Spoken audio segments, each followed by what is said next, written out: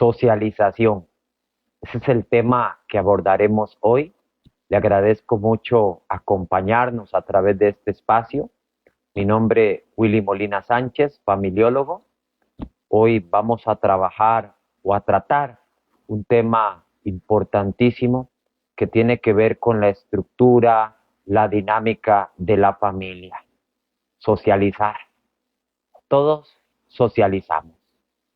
Al interactuar con otras personas, eso es lo que hacemos. Transmitimos conocimientos, conductas, experiencias, emociones, cultura. Eso es socializar. Un yo comparte con un tú y se construye el nosotros. Cuando hablamos de socialización, voy a tratar de dar a conocer un término de James Barder. Nos dice así: es el proceso por el cual los individuos en su interacción con otros desarrollan las maneras de pensar, de sentir y de actuar que son esenciales para su participación eficaz en una sociedad. Es un proceso, lo dice él. No es algo inmediato. No es algo donde yo aplaudo simplemente y la persona ya socializa por sí misma. No. Por eso cuando hablamos de socialización, tenemos que adentrarnos también en el mundo de la niñez.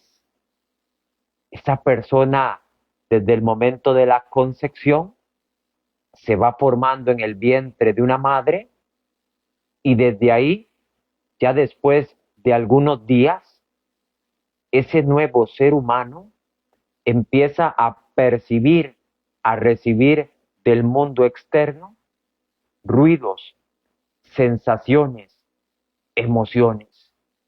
Y hay un momento determinado donde este infante percibe también, siente lo que la madre está sintiendo. Y esto es trascendental en la socialización humana. Por eso nos vamos a ir a la familia, como ese primer recurso que tiene el ser humano para aprender a socializar con otros seres humanos.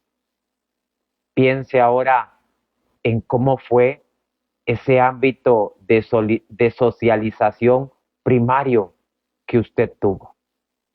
Le enseñaron a conversar, le enseñaron a saber resolver las diferencias si usted tuvo hermanos, o cómo resolvía los conflictos con sus hermanos, cómo compartía usted las cosas, cómo le enseñaron a relacionarse con los demás en ese primer entorno llamado familia. Porque así vamos nosotros descubriendo cómo fue este primer momento, este primer espacio, este primer contacto de socialización con otros seres humanos. Es decir, con mis propios padres, con mis propios hermanos, con tíos, con abuelos, con otras personas que estuvieron ahí junto a mí en ese primer escenario de relaciones humanas. Y esto es importante. No puedo decir o afirmar que hay una exclusividad de la familia para transmitir valores, enseñanzas, conductas, pensamientos. Ciertamente es el primer entorno. Existen otros y los voy a mencionar más adelante. Pero sí tiene que quedar claro que en este primer escenario o ámbito se adquieren por vez primera estos valores, principios, conductas y pensamientos que van a regir luego en mis pensamientos, en mis conductas, en mi individualidad, en mi propio ser personal y por ende los voy a reproducir y a transmitir en una cultura, en una democracia, en una comunidad donde yo me relaciono. ¿Cómo se lleva usted con las personas más próximas? En el trabajo, ¿cómo socializa? Pues una persona que se aparta de los demás, que se distancia, que lo ve todo en color negro y blanco y por lo tanto prefiere un aislamiento social, no empatiza con nadie, ni siquiera cognitivamente hablando, mucho menos emocionalmente hablando. ¿Qué tipo de socialización practica usted, por ejemplo, en un ámbito académico? Si es usted estudiante universitario.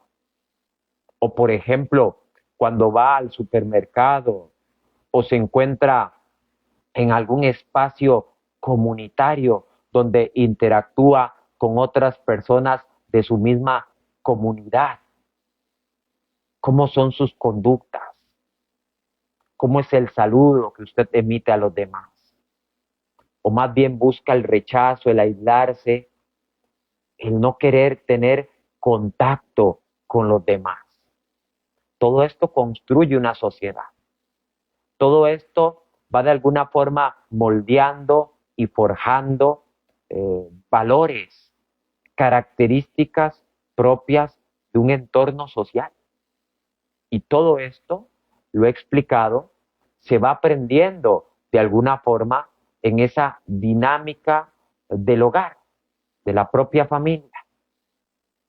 Ese primer hogar de origen donde usted se fue construyendo como persona humana.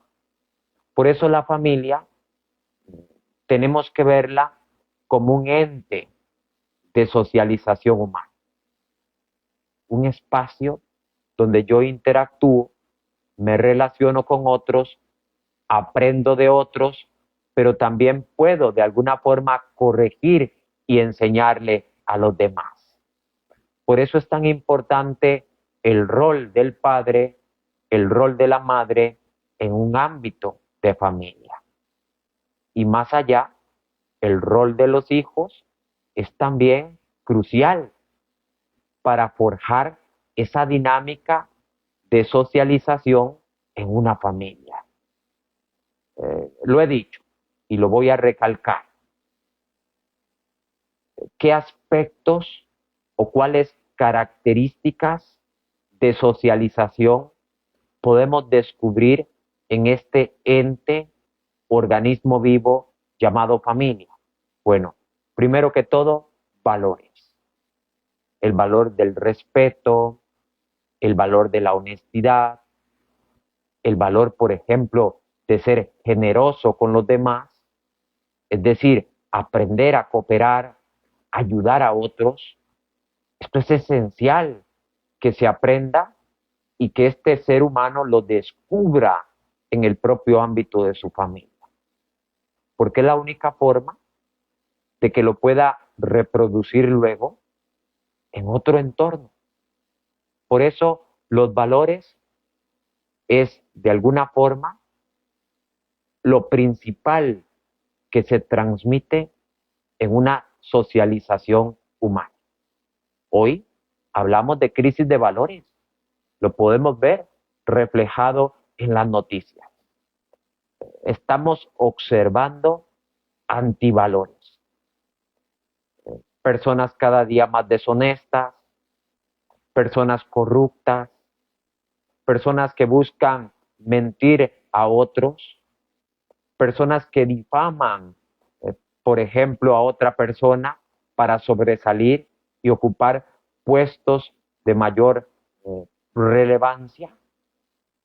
Hay antivalores sociales que se están transmitiendo, que se están de alguna forma incorporando en una sociedad donde antes no existían o eran pocas las personas que tenían afinidad por estos antivalores. Hoy pareciera que hay un crecimiento desproporcionado de antivalores o valores subjetivos. Sí, yo respeto, pero a mi manera. Y respeto según el tipo de población al cual yo soy afín. Entonces se ven rasgos de discriminación más grandes en la sociedad en la que vivimos. Se nos hace creer que estamos en una era contemporánea, en el siglo XXI, donde ya estamos libres de discriminación. Mentiras. Estamos viviendo una época de mayor discriminación en toda la naturaleza humana, porque los valores hoy son subjetivos. La honradez es subjetiva. Está bien, estas cosas no las toco, no son mías, pero se transita por algún lugar y se toman cosas que no son propias porque no hay nadie cuidando, porque no hay nadie observando. Porque pude entrar fácilmente y no había, por ejemplo, una cerca que me lo impidiera. Antivalores o valores subjetivos. Yo le doy el valor fundamentado en mis propios principios o creencias. A veces no considero, no razono que es un delito lo que estoy haciendo. Hay en mí incorporado un antivalor aprendido muchas veces de un entorno familiar. La mentira se aprende en la familia. El engaño se aprende en la familia. Un cónyuge, por ejemplo, que dice ser totalmente honesto, que dice haber sido transparente y nunca haber tocado algo que no le pertenecía. Pero si su hijo está observando rasgos de infidelidad, esto es un engaño. Aquí hay un antivalor. La persona está siendo deshonesta. Y por lo tanto el hijo que observa atentamente a su padre recibe de una forma indirecta el antivalor y lo aprende. Lo incorpora para su vida. Y es luego lo que reproduce en una vida social. No, don Willy, es que esas cosas, eso que usted dice, eso no pasa. Claro que pasa. Claro que pasa. Llamo al trabajo, estoy enfermo. El hijo observa. Yo no veo a mi papá enfermo. Se quedó en la casa y lo veo bien. Antivalores que se están transmitiendo a los hijos van a crecer y van a ser portadores de estos antivalores y los van a transmitir de una manera muy distinta a como lo observaron. Es que hoy hay muchos seres humanos violando, por ejemplo, leyes civiles. Andan a altas velocidades en la calle y respetando señales de tránsito y respetando oficiales, por ejemplo, de la fuerza pública. Se respeta al presidente, se respeta estructuralmente hablando a los que ocupan un cargo de poder en el país. Y no queremos luego que haya violencia y desórdenes sociales incorporados en una nación. Se tienen que aprender valores desde ese ámbito primario de socialización llamado la familia. Se está dando un fenómeno hoy muy grave. El hijo parental. El hijo que asume la autoridad en el hogar y más bien se comporta él como el administrador, como el que da órdenes, como el que regula más bien las conductas de los padres. Si quiero algo, el hijo se rebela, hace un berrinche, grita, zapatea y el padre corre para obedecer al hijo. O se dan conductas permisivas. Es que no puedo tocar a mi hijo. El padre tiene temor de hablarle con firmeza, de ejercer su autoridad y por lo tanto se vuelve permisivo y su hijo comprende, razona que puede hacer lo que quiere. No se va a detener, no va a respetar leyes y normas sociales establecidas luego en un futuro. Va a querer la vida fácil, lo ha tenido todo, nada le ha costado, permisivismo. Y en este sentido, cuando la vida le cueste un poquito, no va a querer esa vida, no le va a gustar, no le va a agradar. Antivalores se están aprendiendo hoy en el hogar y no valores. Primera característica fundamental de una socialización adecuada, la incorporación de valores objetivos en la vida de una persona, en su mente. Que estos valores sean transmitidos a través de sus conductas y de sus pensamientos. Valores, primera característica. Un sistema de creencias. Segunda característica. Claro que sí. Hoy día, por ejemplo, y en algún programa lo he mencionado, una persona que ha vivido episodios de nerviosismo de su madre o de su padre o de algún familiar muy próximo, puede, por lo tanto, transmitir este tipo de nerviosismo que a veces ha sido incorporado a través de creencias o de pensamientos que provocan toda esta disfuncionalidad a nivel mental, que provoca desde luego ansiedad o episodios muy fuertes de nerviosismo ya crónico, y a veces son creencias también transmitidas en un entorno familiar.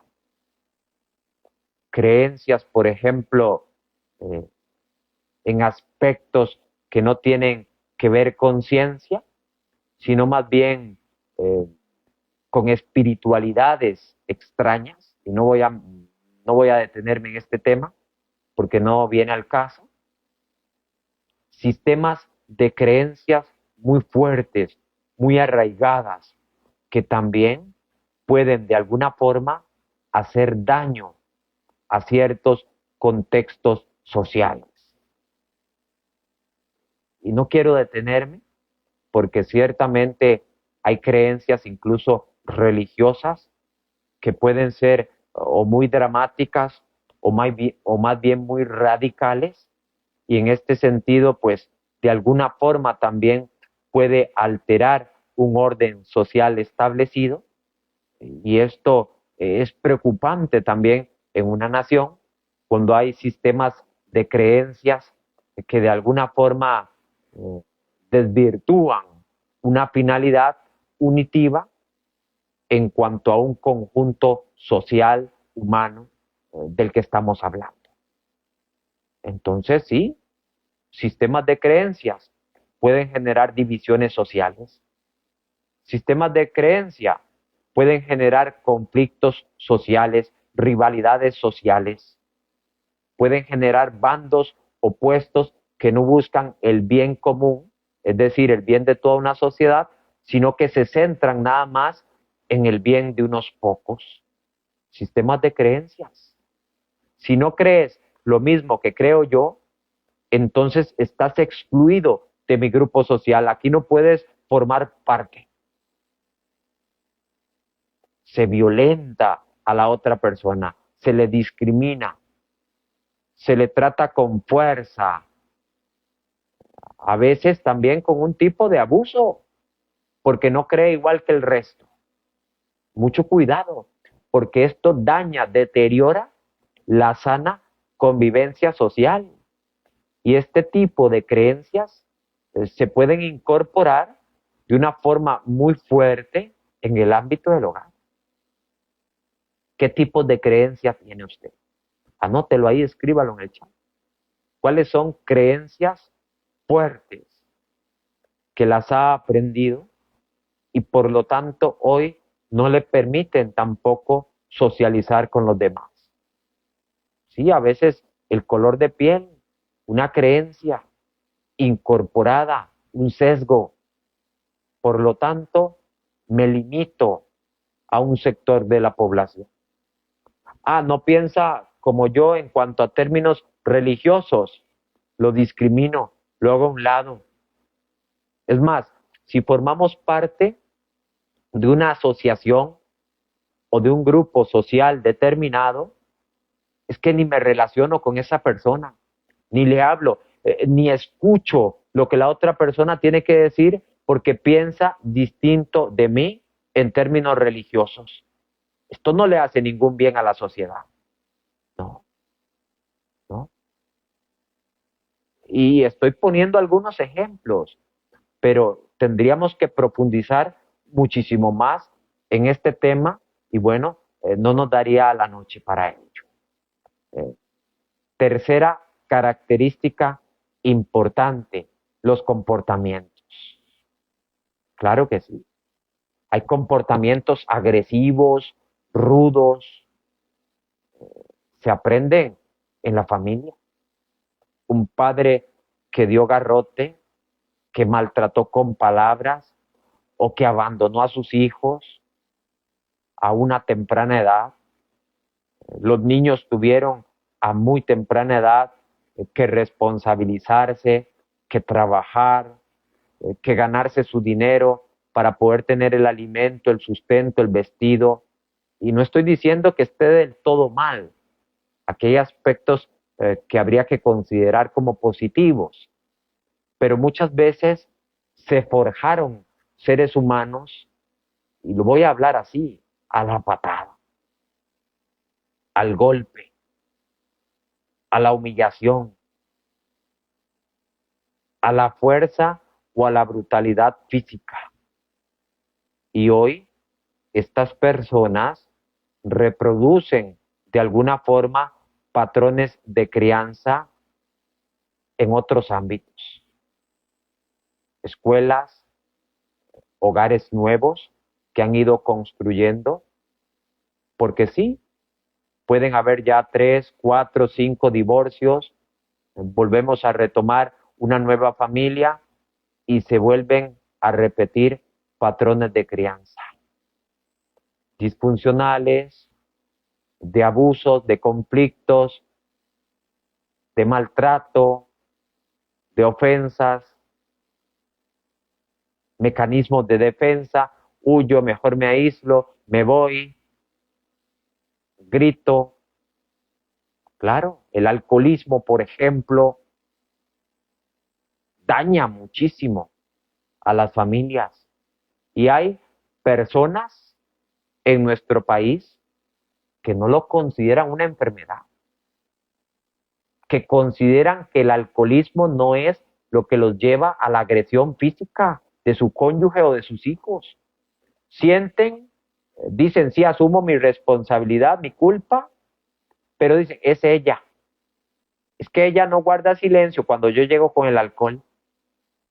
Es que mi hijo no se queda callado. Cuando yo llego alcoholizado, me habla fuerte. Por eso es que yo reacciono después y lo golpeo. Hombres o mujeres que no reconocen que tienen un problema de alcoholismo, que está generando ya un conflicto de socialización con los demás, en la familia, en la comunidad y también en el trabajo. Las personas se van distanciando de una persona alcohólica. Tenemos que escuchar cuando nos llaman la atención, cuando nos dicen que algo que estamos haciendo no lo estamos haciendo bien. Dejemos de lado la prepotencia, el orgullo, la soberbia.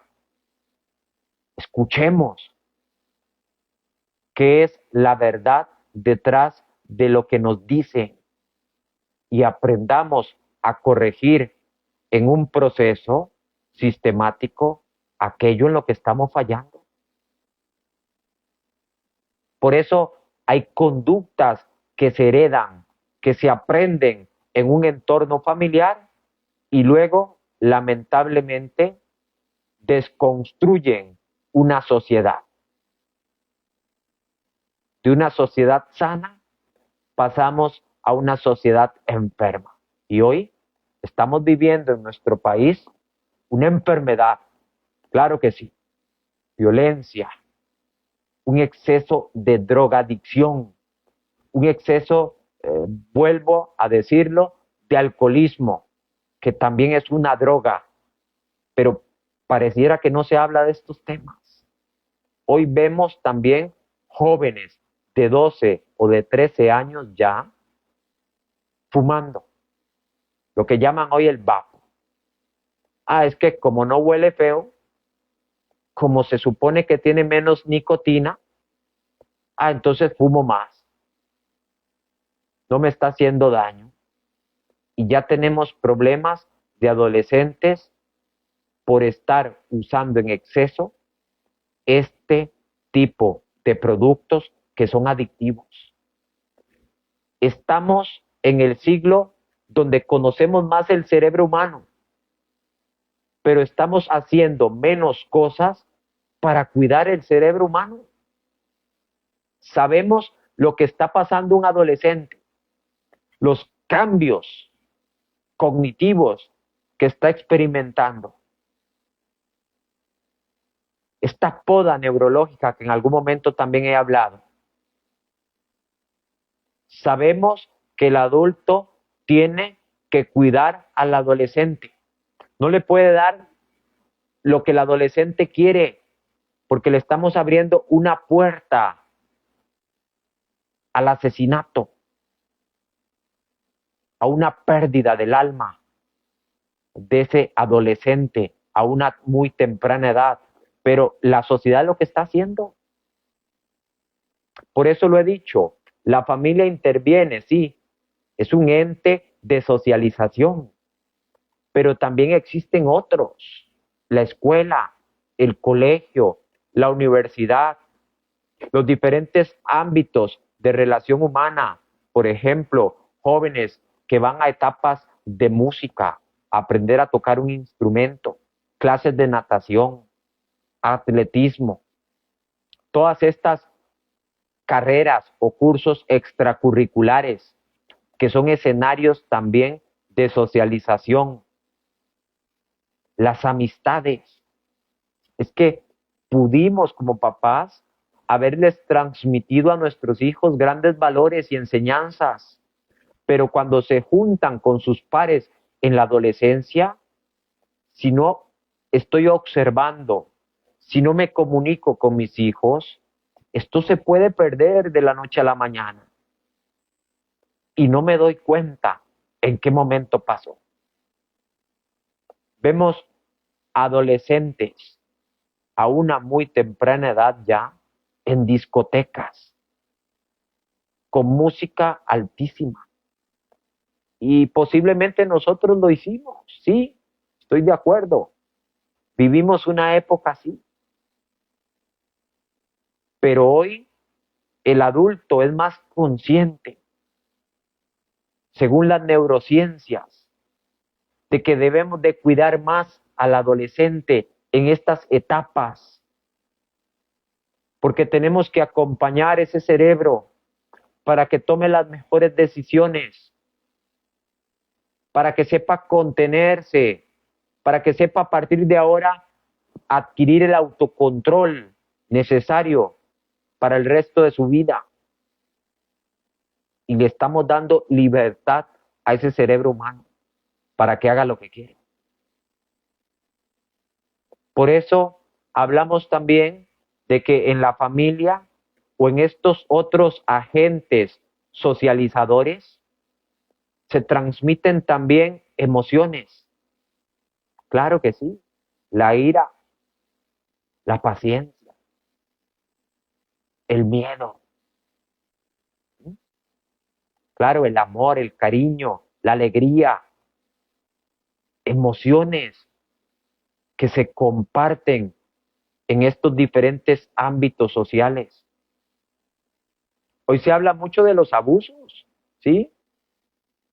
Déjeme decirle que la mayor cantidad de abusos se generan en la familia, en los entornos más próximos del ser humano. Pero ahí están los medios de comunicación señalando otras esferas sociales. Y no digo que no pase, claro que pasa, pero son porcentajes muy mínimos, que son significativos, claro. Pero los espacios más significativos de abuso emocional, de abuso físico, de abuso sexual, son en la propia familia. Vaya, pregunte al colegio de profesionales en psicología. Pregúntele a cualquier persona que trabaje atendiendo y escuchando personas. En la familia es donde más abusos se generan para un ser humano. Y es el lugar primario de socialización humana. ¿Cómo va a querer socializar una niña que está siendo abusada por su abuelo,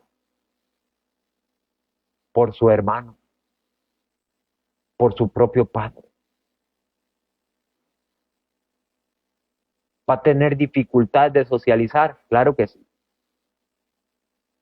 Una niña o un niño que constantemente escucha ataques hacia su persona, humillaciones, palabras hirientes, palabras amenazantes. ¿Cómo se va a comportar socialmente hablando? Vayámonos a las escuelas, a los centros educativos. ¿Cuáles son los niños que tienen más dificultad de socializar con otros? Es muy notorio. Se logra claramente visualizar cuáles son los focos o los entornos donde este niño está teniendo un mal contacto de socialización humana. Claro que es notorio, pero ¿dónde están las políticas públicas a favor de la familia? ¿A dónde están los que defienden a la familia? ¿A dónde están los programas sociales que ayuden a la familia a subsanar, a reconstruirse? Si queremos sociedades sanas, necesitamos familias sanas. Esto es matemática simple.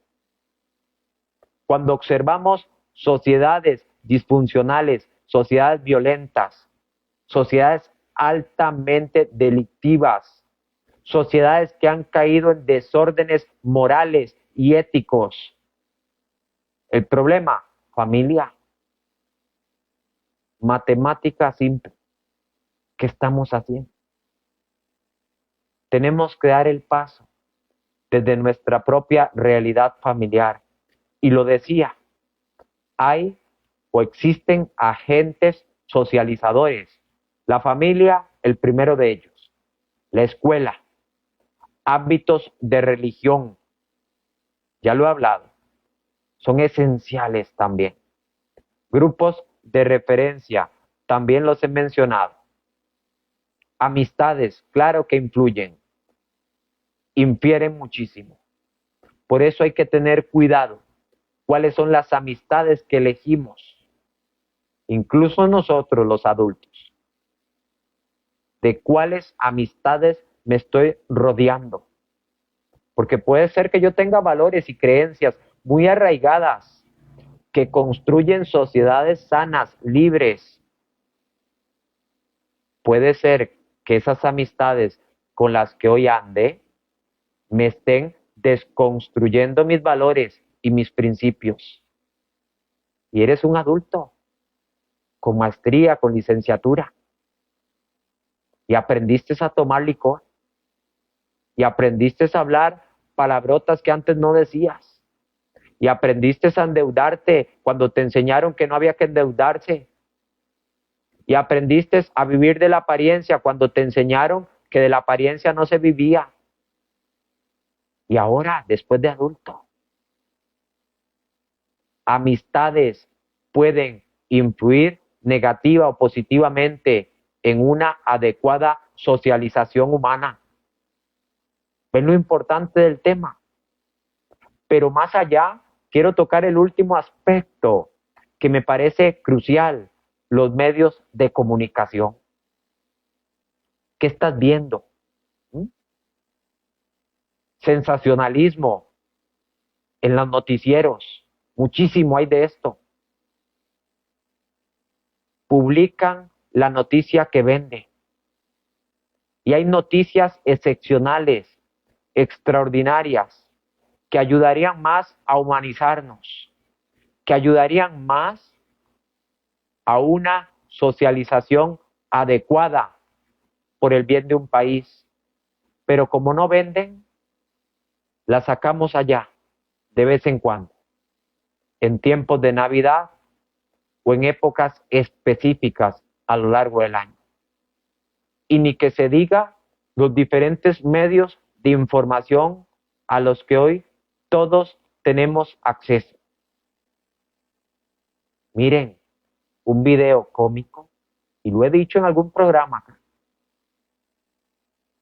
80,000 visitas, 3 millones de visualizaciones, y un video que construye sociedades sanas, 50 visitas,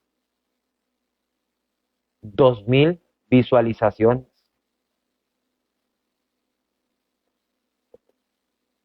¿Cómo estamos los seres humanos? ¿Queremos sociedades sanas? Alimentémonos de información sana, de conocimiento adecuado para provocar el impacto, el cambio social necesario. Y ese impacto social primario se da en la familia, en la primera estructura social y fundamental de todo ser humano.